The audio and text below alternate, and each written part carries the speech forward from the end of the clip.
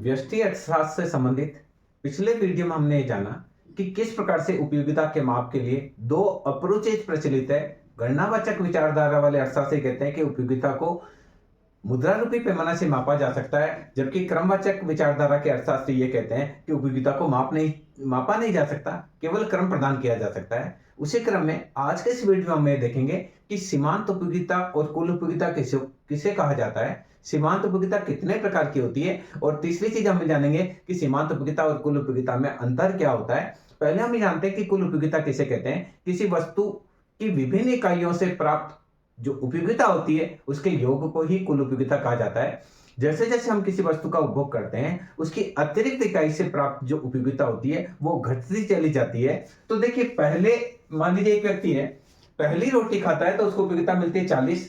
दूसरी रोटी की उपयोगिता पहली रोटी से कम होती है तो वह उसकी कुल उपयोगिता हो जाती है 70। यानी पहली वस्तु से उसको उपयोगिता मिलती है 40, दूसरी रोटी से उपयोगिता मिलती है 30। वह तीसरी रोटी खाता है तो उससे और कम उपयोगिता मिलती है और टोटल उपयोगिता उसकी 90 हो जाती है। यानी तीसरी रोटी से उसको 20 उपयोगिता मिलती है। चौथी रोटी वह और खाता है तो उसकी कुल उपयोगिता 100 हो जाती है। यानी चौथी रोटी से उसको 10 उपयोगिता मिलती है। इस प्रकार से किसी वस्तु की विभिन्न इकाइयों से जो उपयोगिता मिलती है उसके योग को ही कुल उपयोगिता कहते हैं। तो अगर हम टोटल यूटिलिटी देखेंगे तो टोटल यूटिलिटी पहले से मिली 40, दूसरी से मिली 30, फिर मिली 20, फिर मिली 10, तो कुल मिलाकर चौथी से कितनी हो गई 100। तो हम कह सकते हैं कि टोटल यूटिलिटी बराबर marginal utility of 1 plus marginal utility of 2 plus marginal utility of 3। कैसे? सीमांत उपयोगिता किसे कहा जाता है? किसी वस्तु की एक अतिरिक्त इकाई का उपभोग करने से कुल उपयोगिता में जो परिवर्तन होता है उसे ही सीमांत उपयोगिता कहा जाता है। जैसे एक व्यक्ति ने एक रोटी खाई, कुल उपयोगिता मिली 40, एक अतिरिक्त रोटी और खाई तो कुल उपयोगिता 70 हो गई। तो क्या बोल रहे हैं? किसी वस्तु की एक अतिरिक्त इकाई के उपभोग से कुल उपयोगिता में जो परिवर्तन होता है, यहां देखिए कुल उपयोगिता में परिवर्तन हुआ 70 से 40 गई, कुल उपयोगिता में परिवर्तन हुआ 30। तो सीमांत उपयोगिता क्या है? किसी वस्तु की एक अतिरिक्त इकाई के उपभोग से जो कुल उपयोगिता में परिवर्तन होता है उसे सीमांत उपयोगिता कहते हैं। व्यक्ति ने एक रोटी खाई, कुल उपयोगिता मिली 40, सीमांत उपयोगिता 40 थी। एक अतिरिक्त इकाई का उपभोग किया, कुल उपयोगिता में परिवर्तन हुआ 30 का, तो सीमांत उपयोगिता 30। दूसरी से तीसरी रोटी खाई, कुल उपयोगिता 70 से 90 हो गई, तो कुल उपयोगिता में परिवर्तन हुआ 20 का, तो सीमांत उपयोगिता 20 होगी। फिर तीसरी से चौथी रोटी खाई, सीमांत कुल उपयोगिता 90 से 100 हो गई, तो कुल उपयोगिता में परिवर्तन 10 का हुआ, तो सीमांत उपयोगिता 10 होगी।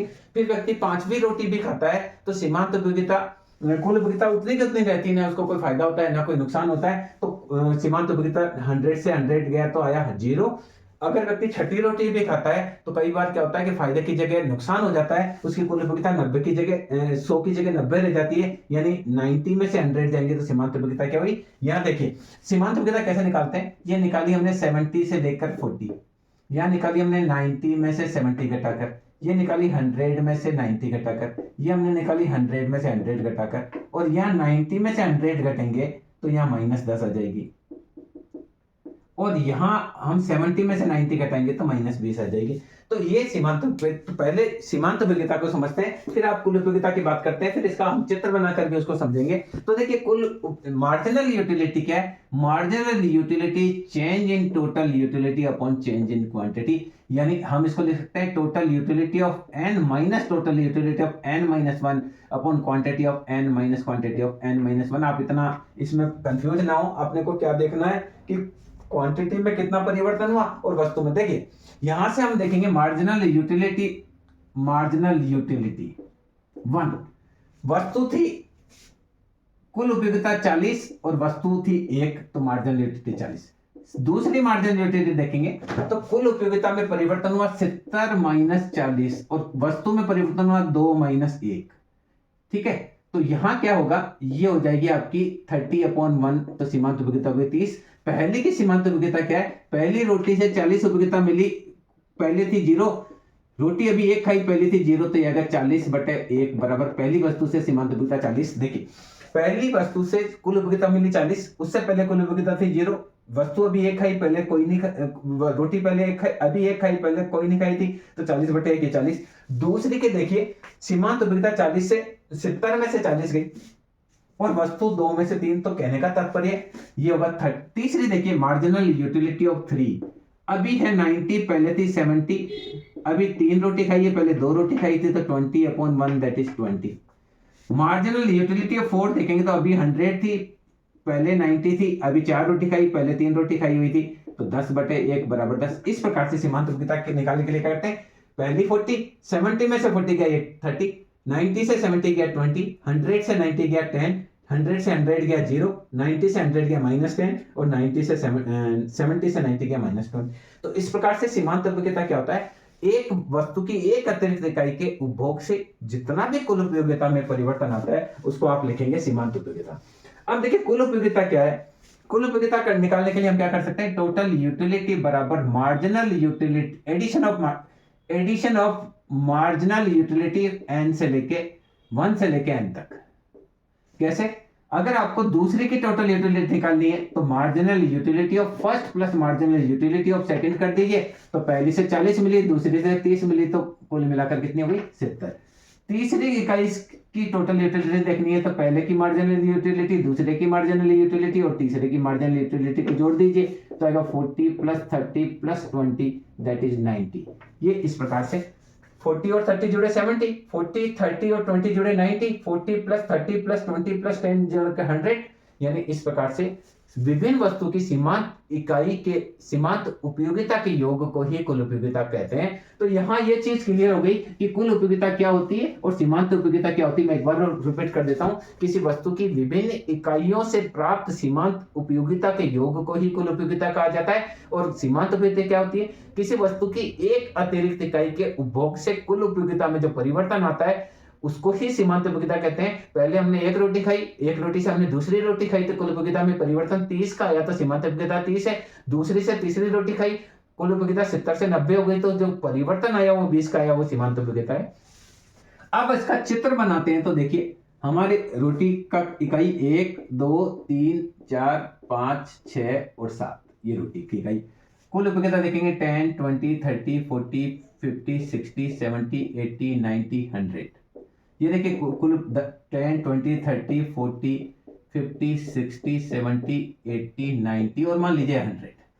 अब देखिए कुल उपयोगिता पहली, ये रोटी की इकाई है 1 2 3 4 5 6 और 7। पहली रोटी से कुल उपयोगिता मिली 40, दूसरी रोटी से 70 मिलती है, तो ये दूसरी रोटी से हमने यहाँ देखिए ये पहली रोटी से 70 लगाया, ये दूसरी रोटी से हमने 70 लगाया, ये दूसरी रोटी की देखिए।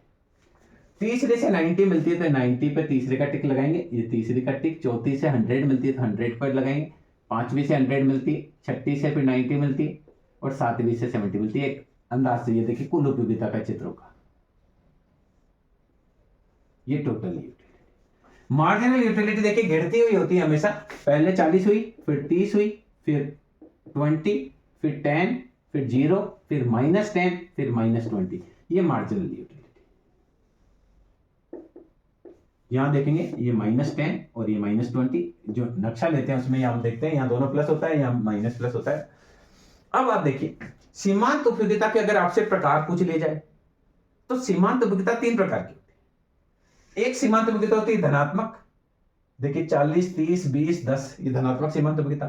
फिर होती है शून्य सीमांत उपयोगिता और फिर होती है ऋणात्मक सीमांत उपयोगिता। जब किसी वस्तु की एक अतिरिक्त इकाई के उपभोग से कुल उपयोगिता बढ़ती है तो सीमांत उपयोगिता धनात्मक होगी। क्या बोलेंगे, किसी वस्तु की एक अतिरिक्त इकाई का उपभोग किया, कुल उपयोगिता बढ़ी, देखिए 40 से 70 हुई, 70 से 90 हुई, 90 से 100 हुई, ये बढ़ रही है तो सीमांत उपयोगिता धनात्मक। यदि किसी वस्तु की एक अतिरिक्त के इकाई के उपभोग से कुल उपयोगिता वो की वही रहती है, 100 से 100 रहती है, तो प्राप्त सीमांत उपयोगिता 0 होगी।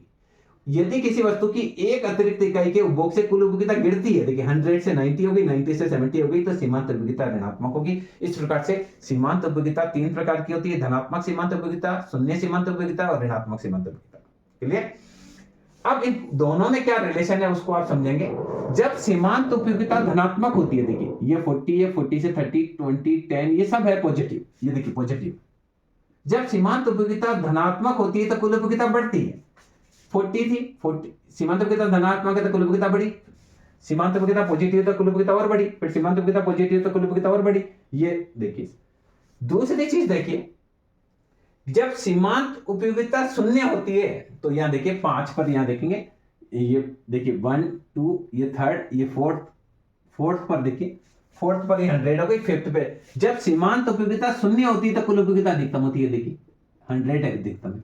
जब सीमांत उपयोगिता शून्य होती है तो कुल उपयोगिता अधिकतम होती है। पहली चीज, जब सीमांत उपयोगिता गिरती हुई है 40, 30, 20, 10 गिरती हुई पर धनात्मक होती है तो कुल उपयोगिता बढ़ती है। यानी ये पॉजिटिव रहेगी तो ये बढ़ेगी। जब ये शून्य होगी तो ये मैक्सिमम होगी, अधिकतम। यहां क्या लिखेंगे? मैक्सिमम। और जब सीमांत उपयोगिता नेगेटिव हो जाती है तो कुल उपयोगिता भी गिरने लग जाती है।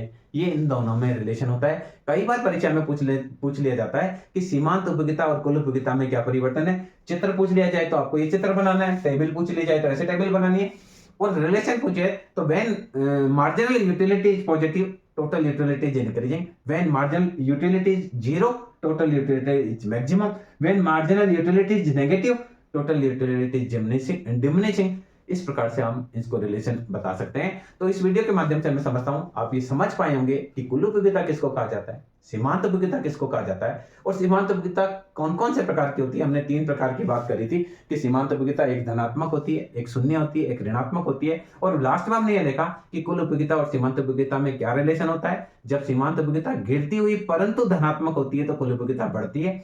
जब सीमांत उपयोगिता शून्य होती है तो कुल उपयोगिता अधिकतम होती है, और जब सीमांत उपयोगिता नेगेटिव हो जाती है, ऋणात्मक हो जाती है तो कुल उपयोगिता गिरती है।